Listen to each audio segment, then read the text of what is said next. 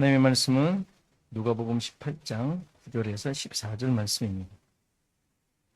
누가복음 18장 9절에서 14절 말씀 제가 봉독해 드리겠습니다. 또 자기를 의롭다고 믿고 다른 사람을 멸시하는 자들에게 이 비유로 말씀하시되, 두 사람이 기도하러 성전에 올라가니 하나는 바리새인이요 하나는 세리라. 바리새인은 서서 따로 기도하여 이르되, 하나님이여, 나는 다른 사람들 곧 토색, 불의, 간음하는 자들과 같지 아니하고 이 세리와도 같지 아니함을 감사하나이다. 나는 일에 2번씩 금식하고 또 소득의 11조를 드리나이다 하고, 세리는 멀리 서서 감히 눈을 들어 하늘을 쳐다보지도 못하고 다만 가슴을 치며 이르되, 하나님이여, 불쌍히 여기소서, 나는 죄인으로소이다 하였느니라. 내가 너희에게 이르노니 이에 저 바리새인이 아니고 이 사람이 의롭다 하심을 받고 그의 집으로 내려갔느니라. 무릇 자기를 높이는 자는 낮아지고 자기를 낮추는 자는 높아지리라 하시니라. 아멘.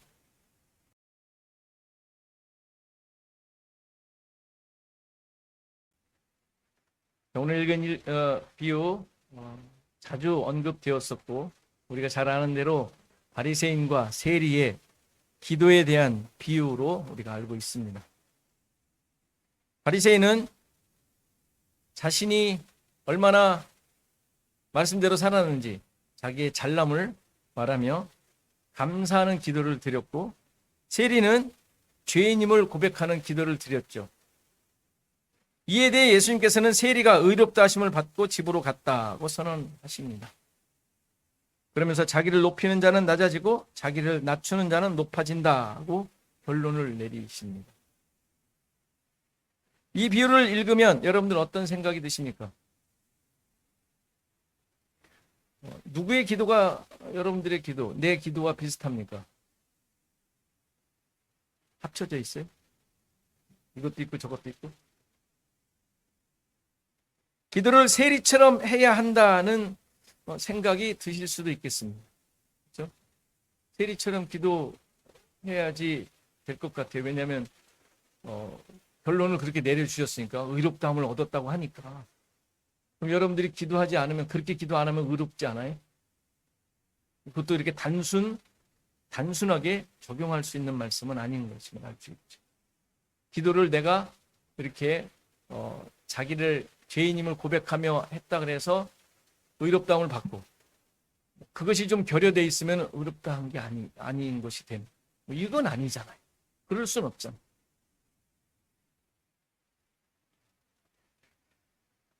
중요한 것은 이 비유가 이렇게 기도하라 라는 가르침을 주기 위해서 하신 말씀이 아닌 것이죠.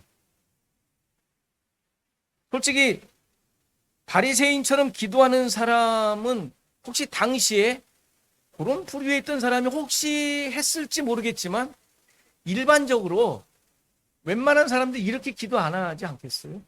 뭐 지금 여러분들 이렇게 기도하는 사람 있어요? 제가 말이에요, 뭐 쭉 나열하면서 이랬걸랑요? 뭐 이러면서 기도할 사람이 어디 있겠어요? 그렇잖아요. 있을 수 없는, 상식적으로 있을 수 없는 기도예요. 그러니까 이 기도를 이렇게 하라고 가르쳐주는 내용이 아니란 말이에요. 또 이렇게 하면 안 된다라는 것을 배울 수 있는 것도 아니란 말이에요. 이 비유 역시 앞뒤 문맥을 살필 필요가 있죠. 우리가 지금 쭉 왔으니까 잘 압니다. 이 비유에 앞서 불의한 재판장과 과부의 이야기가 나오죠. 원수의 원한을 풀어달라. 그렇죠? 과부의 요청을 들어주는 재판장의 이야기 아닙니까? 근데 결론으로 어떻게 나왔어요? 그 마지막 그 윗절에, 인자가 올 때 세상에서 믿음을 보겠느냐는 질문으로 끝을 맺는단 말이에요. 그 비유의 결론이. 그러니까 믿음을 볼 수 없다는 이야기 아닙니까? 근데 그 믿음이 무슨 믿음이에요? 어떤 믿음을 얘기하시는 거예요? 이 어떤 믿음이 없다라는 얘기예요. 볼 수 없다는 얘기입니까? 하나님을 의지하며 인내를 가지고 낙심하지 말고 계속 기도하는 것을 의미합니까? 물론 그렇게 할 수 있는 것도 쉽지 않아요. 그렇죠? 인자가 올 때까지 그렇게 계속 기도할 사람이 있겠어요? 이것도 쉽지 않은 겁니다. 이것은 끝까지 기도하라는 비유가 아니라 그랬어요. 그렇죠? 지난주에 이미 다 했습니다. 끝까지 기도해라. 인내를 가지고 이루어질 때까지 기도해라. 귀찮을 만큼 그냥 졸라대라. 이런 기도는 아니잖아요. 이런 내용이 아니잖아요. 근데 마치 그것처럼 들려요. 재판장에게 그렇게 하니까 재판장이 생각하잖아요. 아, 이거 귀찮은데? 말 들어줘야겠다. 이렇게 나오니까 마치 기도를 그렇게 하면 될 것 같은 생각이 들지 않습니까? 이런 게 아니라 그랬어요. 그렇죠? 다시 또 설명해야 돼요? 아니죠? 지난주 건데. 과부가 의미하는 것이 뭐였어요? 옛 신랑인 율법에서 벗어나 새로운 신랑이 필요한 존재. 여담이지만 제가 지난주에 했던 설교를 가지고 챗GPT에 물어봤어요. 설교문을 넣어가지고 이걸 비평해달라. 제가 해봤어요. 그랬더니 아니나 다를까 비약이 심하다. 이 비유에서 말하려는 게 그거는 아니다.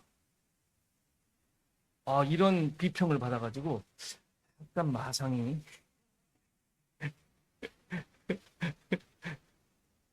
여러분들 어떻게 생각하세요? 지금 계속 따라오면서 그 챗GPT의 기준으로 여러분들 듣고 계세요? 아니죠. 그건 일반적인 지금까지 수많은 자료들을 가지고 비평한 거니까 많은 일반적인 보편적인 내용을 가지고 우리는 거기서 지금 벗어나려고 하는 것이죠. 여러분들 가끔 이렇게 해보세요. 우리가 어떤 길을 가고 있는지 그런 것들이 가르쳐 줄 수 있다고요. 알 수 있다고요. 그러니까 제 설교 그냥 무조건 그냥 아멘 하면서 그냥 받아가지고 나중에 갔더니 저만큼 가 있는데 당신이 우리를 이렇게 끌었다 이러지 마시고 중간중간 점검을 하시라고요. 그래서 여러분들이 확실하게 갖고 계시라는 얘기예요. 저를 비평하고 듣지 말라 이 얘기가 아니라 지금 어떤 길을 가고 있는지 확실하게 여러분들이 잡고 계시라는 얘기예요. 그래서 다른 분들 설교도 들어보라는 얘기를 말씀드리는 거예요. 옳다 그르다를 떠나서 우리가 지금 어떤 기준으로 계속 보고 있다는 것을 아셔야 되잖아요.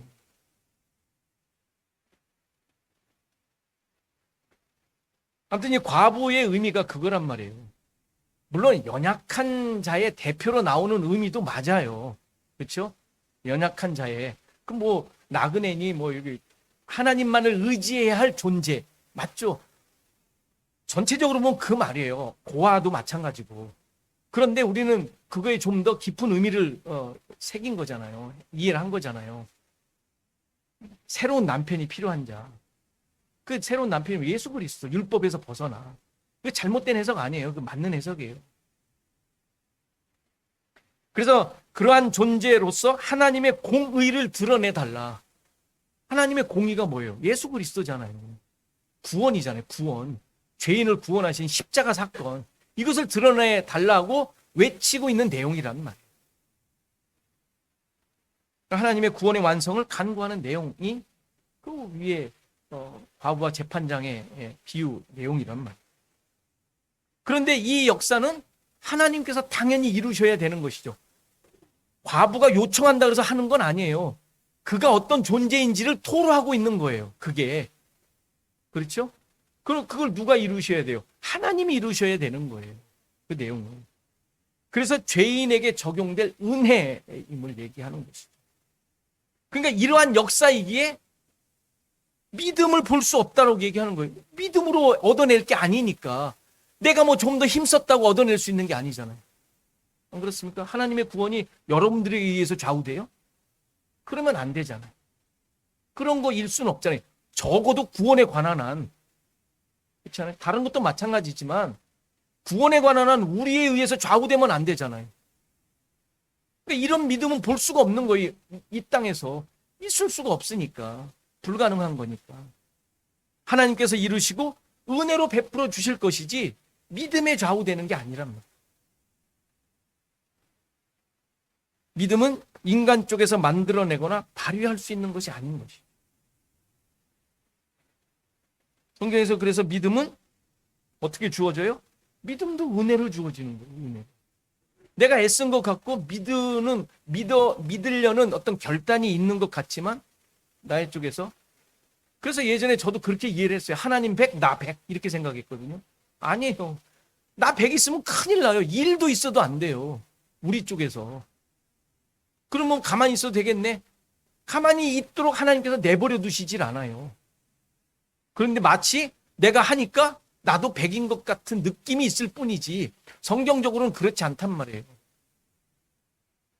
그러니까 많은 사람들이 이 믿음을 오해하죠. 믿고 기도하면 될 것으로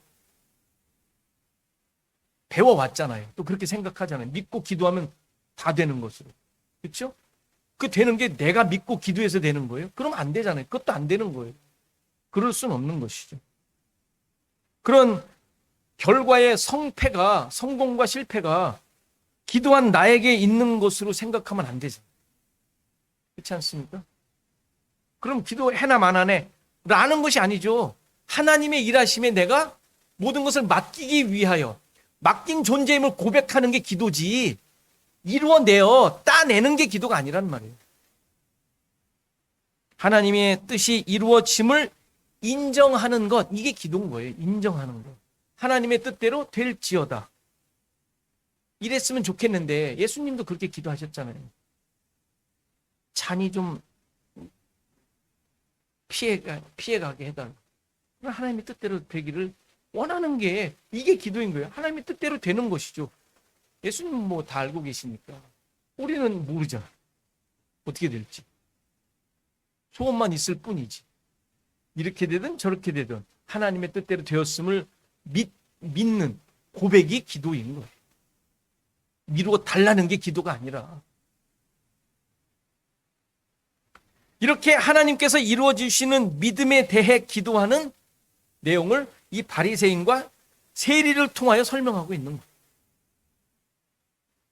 그래서 9절에 자기를 의롭다고 믿고 다른 사람을 멸시하는 자들에게 비유로 말씀하신다 그럽니다. 이게 바리새인들이죠. 바리새인들에 대한 설명인데 이들이 가지고 있는 믿음의 특징이 쭉 나열이 돼요. 자, 바리새인은 어떻게 기도합니까? 따로 서서. 여기서 따로라는 말은 별도로 있다라는 의미가 아니라 원어의 의미로 보면 그 의미로도 해석이 가능하지만 자기를 향하여 라는 전치사로 되어 있어요. 제귀대명사 들어보셨죠? 영어에서. 자기를 향하여 라는 의미로 해석하는 게 더 맞습니다. 그러니까 지금 바리새인은 세리와 구별되어 기도하는 모습이 아니라 자기를 향하여 서서 기도하고 있다는 얘기예요. 물론 성전에서 뭐 제단을 보고 기도하고 있겠죠. 모양은. 그런데 지금 여기서 성전에서 지적하고 있는 것은 자기를 향하여 기도하고 있다라고 얘기를 합니다. 하나님을 향하여 서 있는 것이 아니라 모양은 겉모습은 그런데 실제 본질적으로는 자신을 향하여 서 있는 것이죠. 이게 뭐예요? 그 말은 무슨 말이에요? 자기 자신을 신뢰의 대상으로 두고 있는 거예요. 그 말인 거예요. 자기를 향하여. 하나님을 향하여가 아니라 자신을 향하여. 그럴 수밖에 없는 것이 쭉 설명하고 있지만 자기가 이루어 놓은 것이 너무 많고 너무 큰 거예요. 너무 자랑스러운 거예요. 그렇죠? 그러니까 의롭다함을 얻은 것이 하나님이 아닌 자신인 것이죠. 내가 봐도 너무 잘했어. 아니, 자기가 보기에 잘한 거니까 남한테 아주 뭐 이렇게 으쓱하고 있는 모습입니다.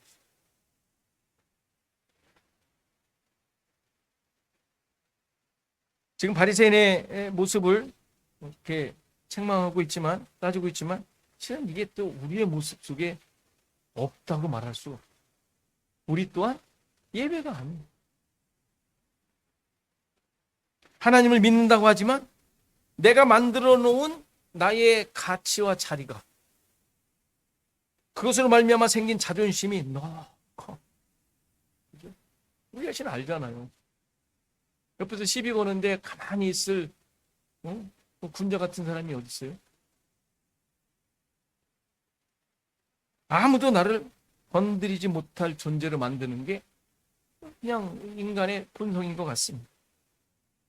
바리새인처럼 직접적으로 하나님께 자랑하지 않는다 하더라도 누가 나에 대해서 뭐라고 하면 기분이 나쁘죠. 내가 생각하고 있는 거, 나의 기준에 대해 누가 반문을 하면, 또 그것에 대해 좀 이렇게 지적하면 기분이 나빠. 채찍PT인데도 불구하고 나에 대해서 뭐라고 하니까 약간 기분이 나쁜 것과 똑같아.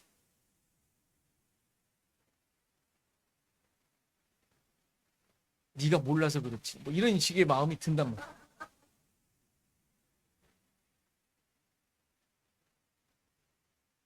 안 그렇습니까?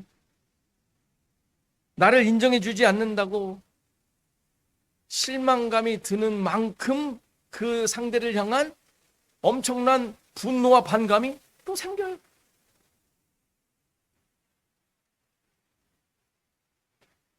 그럴 때마다 솔직히 우리는 말씀을 가지고 있고 하나님의 백성,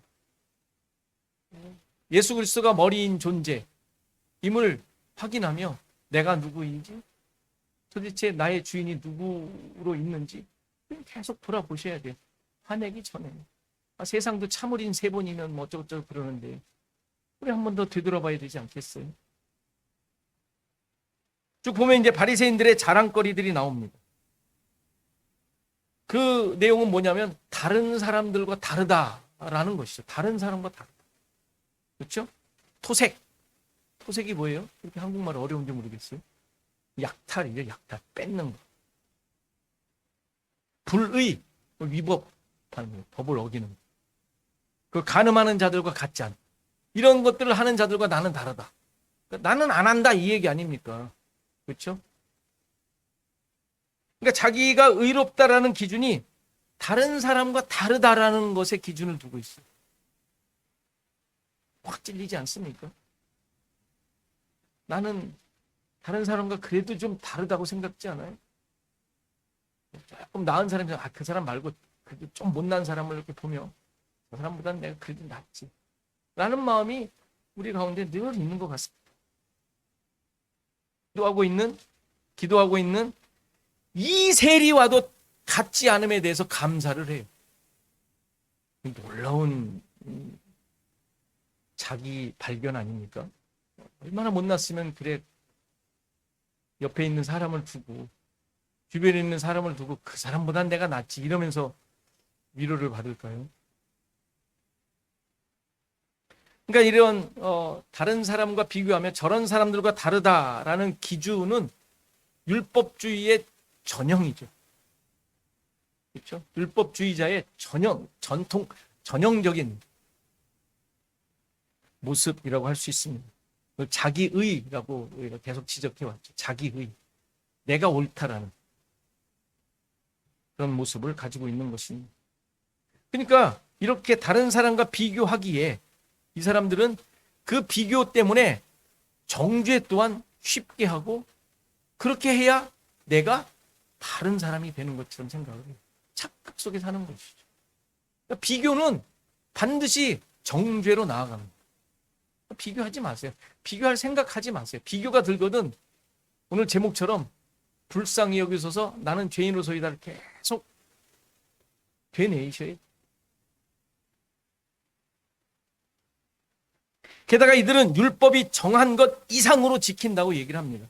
일주일에 2번씩 금식하고 소득의 11조를 드렸다고 합니다. 여기서 금식을 일주일에 2번씩 하는데 율법에서는 1년에 1번 하게 돼 있어요. 한 번이 언제일까요? 대속죄일. 7월 10일. 대속죄일 있잖아요. 이스라엘 백성을 위하여 대제사장이 지성소에 한 번 들어가는 날. 그런데 이 사람들은 어떻게 해요? 일주일에 2번씩 금식한대. 기록에 월요일하고 목요일 날 했다고 합니다. 그래서 소득의 11조라고 그랬는데 소득이라고 번역했지만 원어에는 얻은 모든 것이라고 되어 있어요. 모든 얻은 것들의 11조라고 되어 있어요.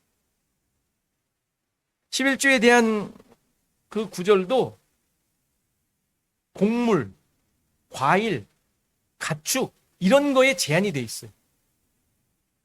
그런데 모든 소득의 11조를 드린다고 지금 얘기하고 있지 않습니까? 대단하잖아요. 예수님이 지적하셨잖아요. 그 사람들이 어디까지 드려요? 박하와 유향과 근채. 이게 무슨 양념 종류라고, 향신료 종류라고 하지 않습니까? 이런 것에 11조까지 드렸다고 얘기를 하잖아요. 얼마나 지독하게 말씀을 지키려고 했다는 것을 알 수 있죠. 대단하죠? 그런데 이러한 행위가 왜 문제가 되죠? 드린 게 잘못은 아닐 거 아니에요. 애쓴 거 아니에요. 노력한 거잖아요. 근데 왜 잘못이죠? 왜 지적당하죠? 이러한 신앙적 행위의 근거가 하나님의 말씀과 그 약속이 근거가 된 것이 아니라 자기의 의로움, 자기의 자랑의 근거로 드렸다는 데 문제가 되는 거예요. 하나님의 말씀에 따라 했으면 자랑거리가 아니잖아요. 그렇죠? 하나님이 원하신 거 하나님께 드린 것으로 믿으면 끝이잖아요. 그것으로 무슨 뭔가를 내면 안 되잖아요. 무언가 무슨 자랑거리나 자기 목소리가 커지는 것이 되면 안 되잖아요. 그렇죠? 근데 그렇게 되었다라는 데 문제가 있는 거죠. 그러니까 어떻게 돼요? 9절에 언급되어 있는 것처럼 다른 사람을 멸시하는 이유가 되는 거예요. 나는 이렇게 사소한 아주 조그만 것까지 11조 드렸는데 너는 뭐하니? 라고 나오는 거예요. 다른 사람을 멸시하는 이유가 되는 게 여기에 있는 거예요. 지나치게, 넘치게, 애써서, 노력해서 하나님을 섬긴다고 하는 자들의 허점이죠. 아니, 보편적인 모습인 거예요. 남을 멸시하는. 열심이 문제가 아니라 그로 말미암은 판단과 정죄가 문제인 거예요. 현대 교회도 그대로 있죠. 그대로. 왜 이렇게 뭘 열심히 한 사람은 힘이 있는지, 또 그런 사람을 또 힘을 주네, 교회에서. 고위직을 주지 않습니까? 고위직을. 권력을 주잖아요, 권력을. 그럼 또 그 권력을 받았으니, 완장을 찼으니 또 노릇을 해야 되죠. 뭐가 잘못되지 않았어요? 잘못된 게 아니라 당연한 것처럼 있는데 당연한 게 아니잖아요. 그러니까 이런 자들에게는 믿음이 주어질 수가 없어요. 믿음이 생길 수가 없는 거예요. 왜요? 은혜가 필요 없는 것이죠. 자기가 노력한 만큼 받았는데 무슨 은혜겠어요. 애쓴 대로 주어진 건데 무슨 은혜가 필요하겠냐고요. 그러니까 교회가 은혜를 가르쳐 주질 못하는 거죠. 하나님의 주권과 인도하심이 그의 삶에 드러날 수가 없는 거예요. 그렇지 않습니까? 모든 것이 자기 중심적일 뿐만 아니라 스스로의 능력과 힘으로 이루어진 것들이니 하나님의 도우심이 필요 없는 삶을 살 수밖에 없는 그런 모습이 되었던 것이죠. 늘 돌아보셔야 돼요. 우리 자신들을 돌아보셔야 돼요. 이런 기준과 가치와 내용을 가지고 우리 자신을 계속 돌아보셔야 돼요. 안 돌아보시면 저절로 된 거죠. 바리새인들 그 당시에 아주 존경받던 사람들. 아주 존경받던. 종교 지도자들로 존경받던 사람. 예수님만 야단쳤어요. 모든 사람들은 칭찬하며 닮아야 할 사람들로 그 사람들이 있었지 않습니까?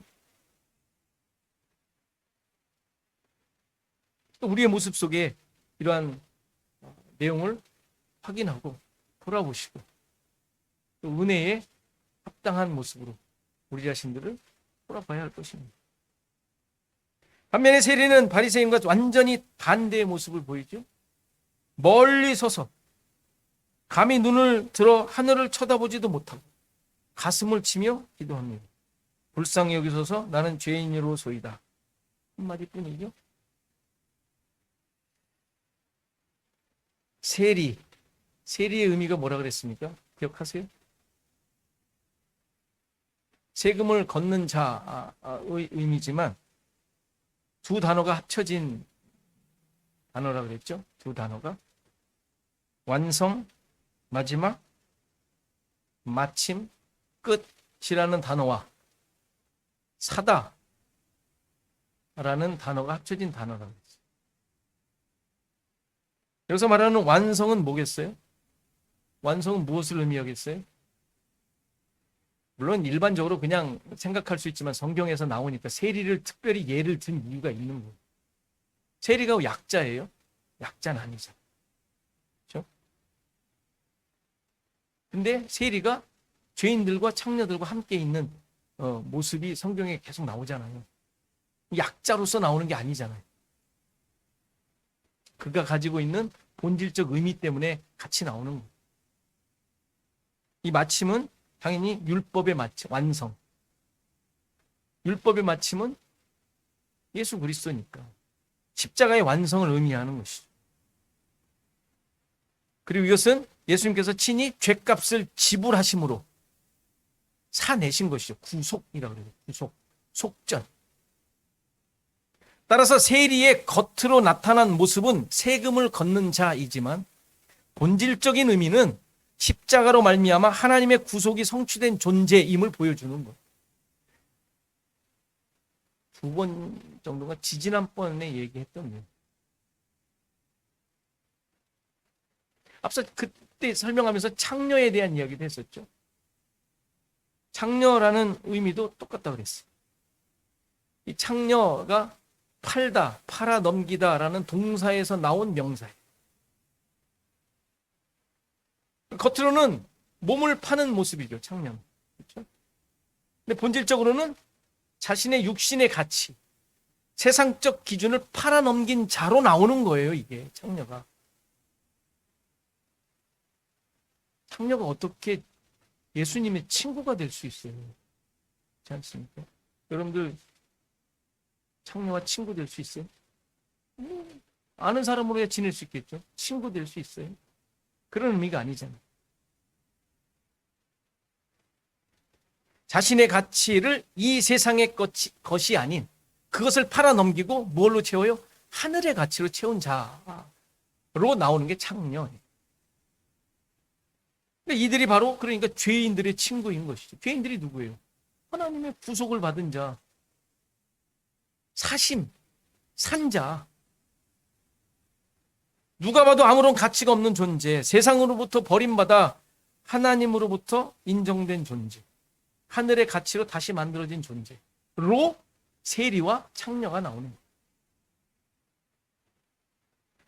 이것이 세리가 고백한 기도의 내용 아닙니까? 자신의 존재가 구속된 자임을 알기에 하나님께 속한 자로서 자신에 대해 고백하는 거예요. 어떻게 해요? 죄인이로소이다. 불쌍히 여기소서.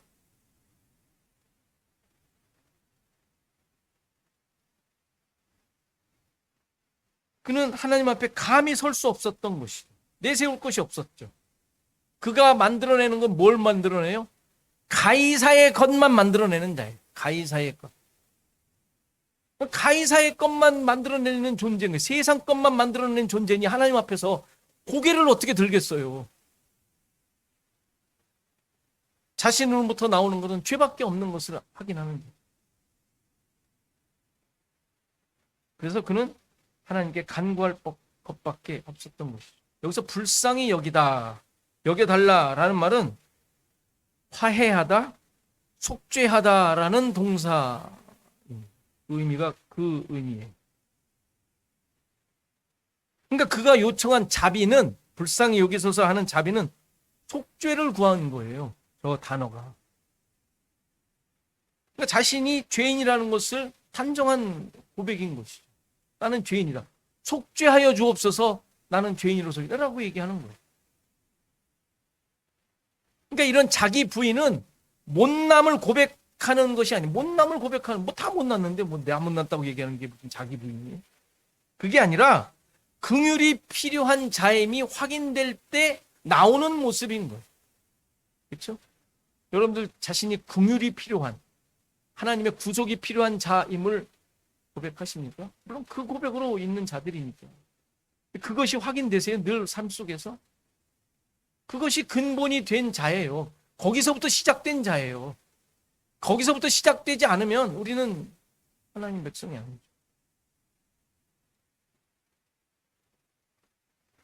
뭐 여기에 설명은 나와 있지 않지만, 뭐 더 이상 그들의 삶에 대해서 나와 있지 않지만, 이렇게 고백한 자가, 이 세리가 직장에서 어떻게 살았을까요? 그의 직장에서 그냥 상상의 날개를 펴보는 거예요. 없는 내용인데 어떻게 살았을까요? 삿대질하며 그 앞에 온 사람한테 너 그것밖에 안 내? 어? 이랬을 것 같진 않잖아요. 뭐 안 그래요? 이중인격자? 그건 그거고 이건 이거예요? 어? 하나님 앞에서는 저러고 세상 나가서는 거기에 맞게 로마의 법을 지키며 로마에서는 로마 법으로 그냥 막 그냥 해결사처럼 살아요? 우리가 그렇게 사나요? 여러분들 그렇게 사시겠어요?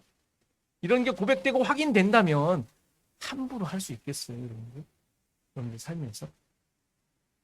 하다가도 확 찔리지 않겠어요?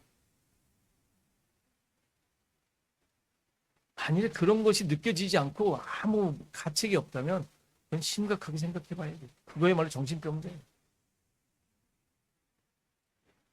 자신이 죄인임을 통감하는데 어떻게 남에게 독하게 할 수 있냐고. 있겠냐고.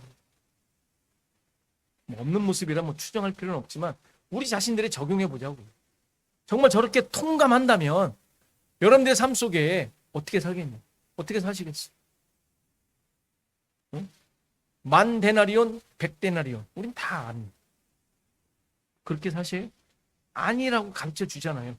배웠으면 적어도 흉내는 내야 되지 않겠어요? 흉내를 자꾸 내다 보면 우리의 기준이 새롭게 되어질 거예요.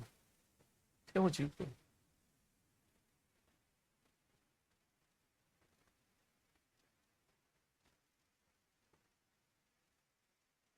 바리새인의 모습은 하나님을 너무나도 열심히 잘 섬기는 모습 같지만 그것은 결국 죄라는 사실을 잊지 않으셔야 합니다. 많은 교회, 많은 성도들이 막 그렇게 살고 있을지 모르겠어요.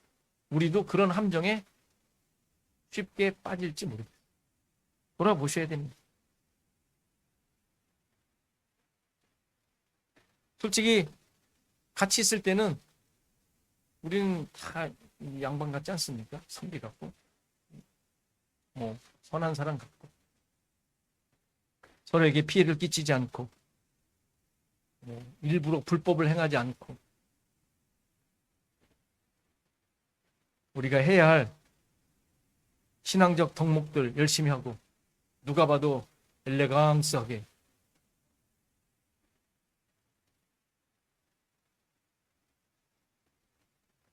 그러나 이런 것들이 의롭다는 것과는 거리가 멀다라는 것을 얘기해요. 의롭다는 것은 그것과 아무 상관이 없어요. 당연히 그래야 하고 그것이 자연스러운 모습이면 좋겠지만 그것으로 하나님께 인정받는 것이 아님을 알게 합니다. 우리 자신을 다시 한번 깊이 돌아봐야 할 것입니다. 우리 교회는 이러한 지켜야 할 것들, 해야 할 것들, 애쓸 것들, 이런 것들을 하지 않아서 바리새인의 모습처럼 그렇게 걸릴 것들이 많이 없을 것 같다고 생각할지 모르겠지만 그러나 우리 모두가 나 자신을 잘 알고 있듯이 우리 마음속에 도사리고 있는 그 자존심, 교만 이거 잘 숨겨지지 않습니다. 나도 모르게 수근수근하고 다른 사람 비방하고 미워하는 마음 여전합니다. 우리끼리는 잘 안 그런 것 같아도 나도 모르게 아킬레스건들이 있지 않습니까? 정치 얘기만 한번 했다가는 난리가 나고 뭐 가족끼리도 싸운다고 하지 않습니까? 나의 어떤 결정 같은 것들이 한번 드러나고 그러면 도저히 앙심을 품고 두고 보자. 이런 마음이 저절로 생기는 것 같습니다. 내 기준이 여전히 무너지지 않고 있는 거죠. 쉽지 않은 내용들. 이게 자기를 높이는 모습이에요. 너무 높아져 있는 자기의 모습입니다. 물론 이러한 것들을 내가 애써 내려놓는다고 낮아지는 것은 아니에요. 그렇죠? 여러분들이 내려놓는다고 낮아지던가요? 내려놓고 많이 양보하고 하는데 여전히 쟤는 왜 안 하나? 이런 마음이 없어지지 않습니다. 내려놓는다고 낮아지는 건 아니에요. 내가 노력해서 얻을 수 있는 것 아닙니다. 내가 노력해서 얻게 되면 그것이 나도 모르게 자랑거리가 돼요. 다시 높아져. 신자는 이렇게 노력하여 완성을 향해 달려가는 자들이 아니에요. 믿지 않으셔요. 하나님께서 완성하신 것을 알아가는 존재, 깨달아가는 존재. 우리는 세리와 같이 하나님의 뜻이 드러나는 존재이지 내가 그러한 존재라는 것을 다른 사람한테 확인시키는 작업은 그런 존재로 부르셨다는 것을 깨닫고 그냥 하나님만을 의지하며 살아갈 뿐입니다. 이게 우리가 할 수 있는 거예요.